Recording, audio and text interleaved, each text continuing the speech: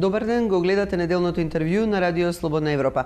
Наш денешен гостин е министерот за одбрана Фатмир Бесими. Господине Бесими, дали за Македонија НАТО и натаму е приоритетна цел? Секако, тоа е приоритетна цел за Република Македонија и е работа што и цел што сите граѓани на Република Македонија ја посакуваат. Значи тоа без дилема останува и ние работиме во тој дел, секако дека тој пат не е едноставен. На многу сфери треба да се работи, ние во областа на одбраната и во областа на тоа што треба да се постигне стабилност во земјата и регионот и даваме нашите напори во придонесот за меѓународниот мир.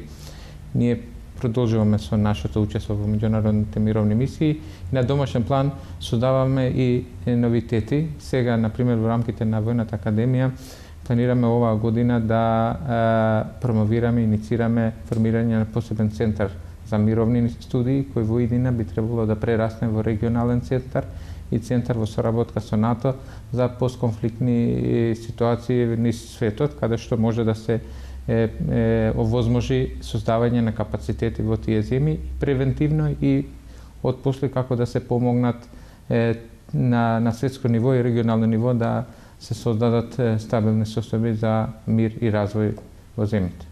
Дали истиот ентузијазам го гледате и кај вашиот коалиционен партнер во владата? Тоа е прашање што е неопходно за Република Македонија. Не станува збор само за ентузијазам. Тоа е многу рационално прашање.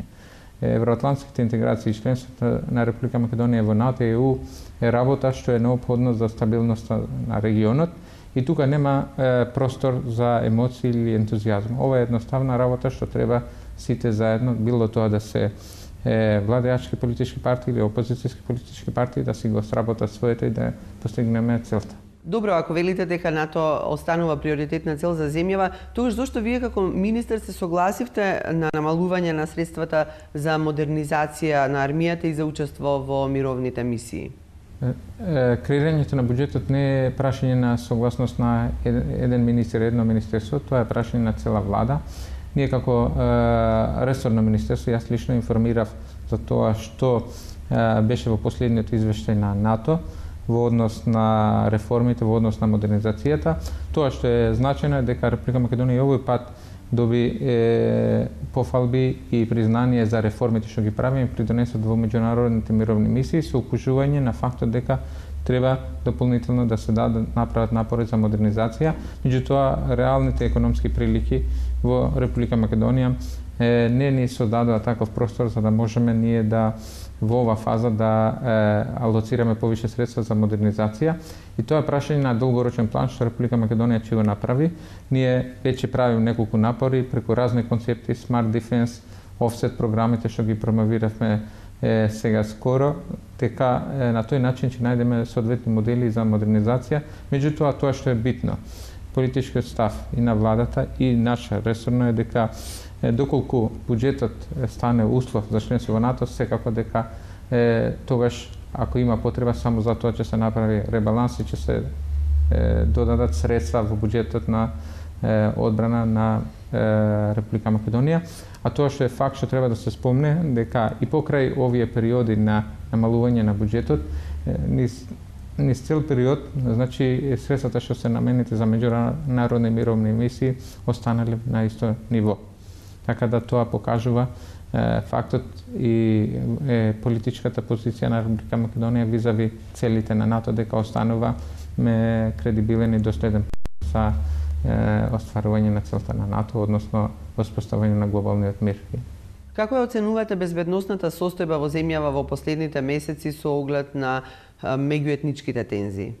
Во однос на состојбата, јас би рекол дека многу е важно да се зачува мирот, стабилноста, да се менаџира соодветно и тоа да биде на едно одржливо ниво, односно на одржлив аспект. Тоа е преку создавање на добри меѓуетнички односи, која е основата и на Охридскиот договор. Меѓутоа, тоа што е уште поважно, тоа е дел од нашиот устав. Значи, добрите меѓуетнички односи преку меѓусебно почитување и градење на доверба помеѓу заедниците во Република Македонија е главниот мотор на стабилноста на нашето општество, а со тоа и здрави основи за развој.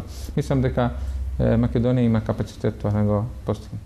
Не мислите ли дека националните символи, знамињата, спомениците само долеваат масло на огнот?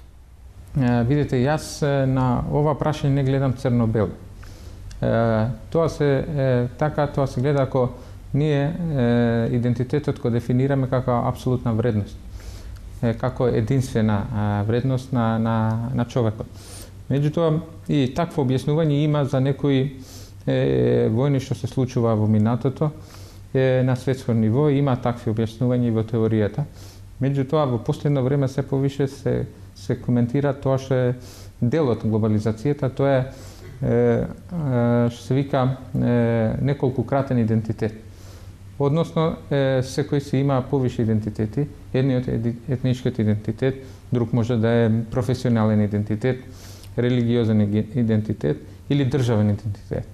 Ако се гледат работите од овој аспект, етничкиот идентитет е израз на чувство дека припаѓаш на одредена етничка заедница. Меѓутоа, тоа не го истиснува државниот идентитет.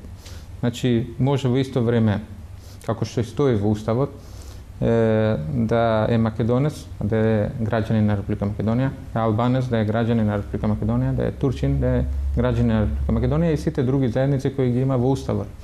Всушност, нашиот Устав е јасно дефинирано дека државотворен статус имат овие етнички заедници што се спомнати во Уставот. И тука се и албанците, бидејќи вашето прашање алудира на тоа прашање во последните денови во однос на изразување на етничките символи. Мислам дека во тој контекст, а гледано, ќе се повикам пак на Уставот, каде што вика дека сите овие етнички заедници, повикувајќи се на минатото и жртвите од минатото за слободата и мирот во Република Македонија, како што е уште од Крушевската република, уште од Асном. И понатаму, мислам дека тука е многу јасно ако гледаме, ако излистаме неколку книги од историјата, дека и во Крушевската република, и во Народно-ослободителната војна, односно Асном, вие ги имате и македонците и албанците заедно. Значи, зборуваме за тема што се залагали луѓето за демократија, мир и слобода, а сега тука неопходна компонента во овие современи периоди е евроатлантската интеграција.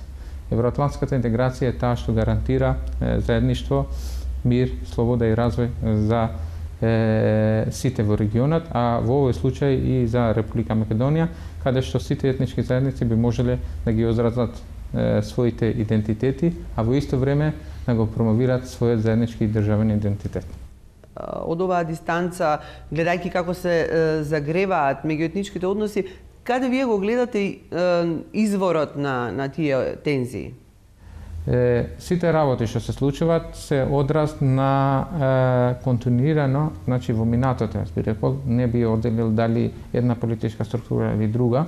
Меѓутоа, значи, тука во некој момент треба и некогаш да сме и автокритични, значи дека недоволно е работено во, сега зборувам, не политички периоди, туку генерално за меѓуетничките односи. Односно, треба, или кажано поафирмативно, треба уште повише да работиме за меѓуетничките односи. Ова е само сигнал дека Република Македонија има уште работа за подобрување на меѓуетничките односи.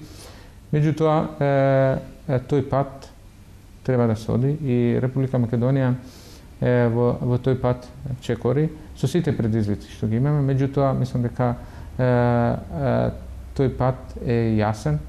Тој пат е Македонија во ЕУ, тој пат е Македонија во НАТО. Ке се вклучите ли во трката за градоначалничките места? Видите, тоа е рано. Ова што го правам во Министерство за одбрана и е многу важно за Република Македонија. Темата што се однесува на локалните избори е официјално уште далеко. Ние како партија сме добро структурирани и кога ќе дојде тоа на дневен ред, секако дека и јавноста ќе знае. Ви благодарам за разговорот. Благодарам на вас. Го гледавте неделното интервју на Радио Слободна Европа. Пријатно!